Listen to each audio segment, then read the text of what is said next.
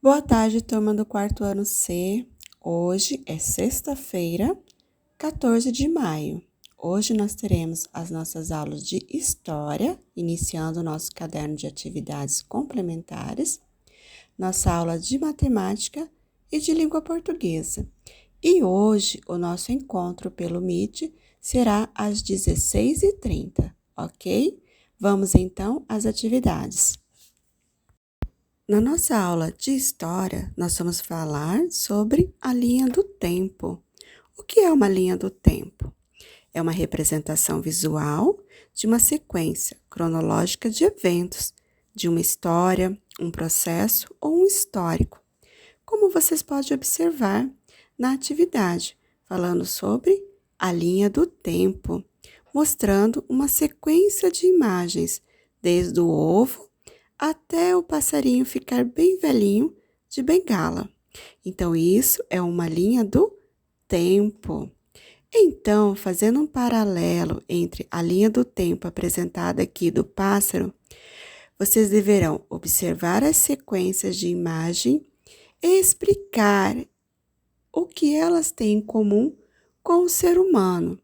Bom, o ser humano, ele nasce, né? A mamãe fica grávida, aquele barrigão, ele nasce, aí ele é um bebê, aí depois ele se torna uma criança, né, com um pouco mais de idade. Aí depois o que acontece? Se torna adolescente, né, aquela fase bem abençoada da adolescência, que vocês vão gostar muito. E depois se torna o quê? Um jovem, né?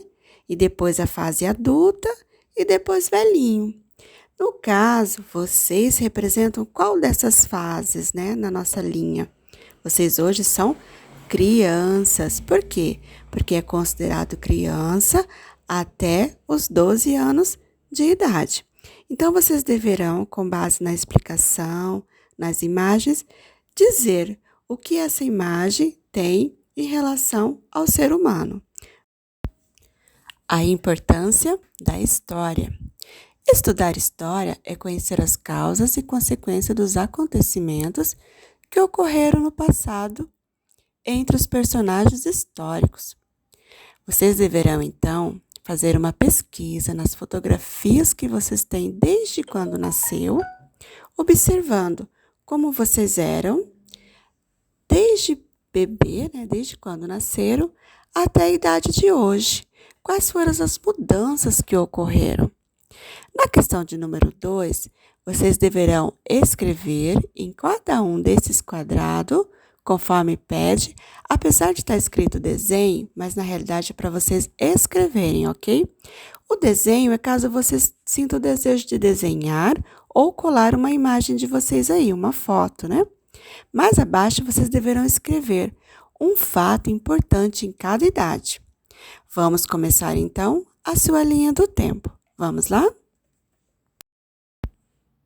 Na nossa aula de matemática, nós estaremos respondendo as questões de número 5 e de número 6 da página 17. A questão de número 5 diz: a partir do QVL, quem é o QVL? É o nosso quadro valor de lugar, que nada mais é que o nosso quadro de classes e ordens que a gente já vem trabalhando. Então, vocês deverão ler a frase abaixo e indicar a qual classe e ordem pertencem os numerais destacados. As novas mortes confirmadas pela Covid-19 subiram 346 em 24 horas. Então, vamos fazer a decomposição do 346. Quem é o meu 3 no quadro? Quem é o meu 4 e quem é o meu número 6? Então, lembre-se que nós devemos começar da direita para a esquerda. Então, eu vou começar. Número 6, quem é? Número 4 e o número 3. Observando sempre o nosso quadro, correto? Na atividade de número 6, vocês deverão assinalar no numeral que corresponde a 8 unidades de milhar, 5 centenas e 9 unidades. Vamos lá responder as questões? Na nossa aula de língua portuguesa, vamos rever o conteúdo sobre substantivos simples e composto. Quem são os nossos substantivos simples? são aqueles que possuem apenas um elemento, uma palavra na sua formação. Por exemplo, xícara, vaso, polvo, pessoa. Esses são substantivos simples. Já o substantivo composto possui mais de um elemento formador, pela junção de duas ou mais palavras para formá-lo. Por exemplo, paraquedas, eu precisei do para e do quedas. Segunda-feira, eu precisei do segunda e do feira. Girassol, eu precisei do gira e do sol. Guarda-roupa, do guarda e do roupa. Então, esses são substantivos compostos. Observe que nem todos têm o tracinho, correto? Por exemplo, o paraquedas, o girassol, antissocial, são formados por duas palavras, porém não necessita do traço. Já outras precisam, como segunda-feira, guarda-roupa, louva-a-Deus. Esses são os nossos substantivos compostos.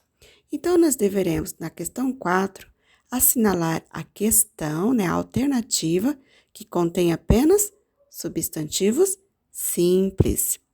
E na questão de número 5, no nosso quadro, nós deveremos colocar um substantivo composto para cada substantivo simples.